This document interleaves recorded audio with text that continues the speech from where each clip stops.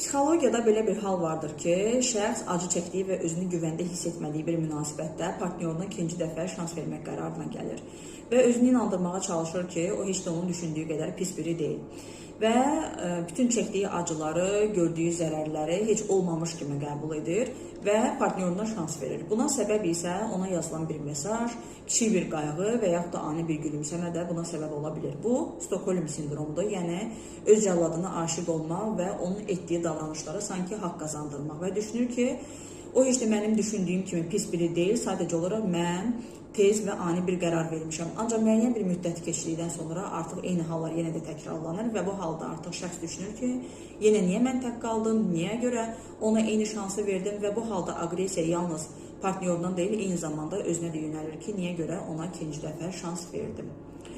Və bu sanki beyində olan bir silgiyə bənzəyir. İnsan yaşadığı hadisələri, gördüyü zərərləri bir anda silməyə çalışır. Ancaq eyni bir hal təkrarlandıqdan sonra artıq yenə də eyni travmalar, belə deyək ki, insana təsir etməyə başlayır.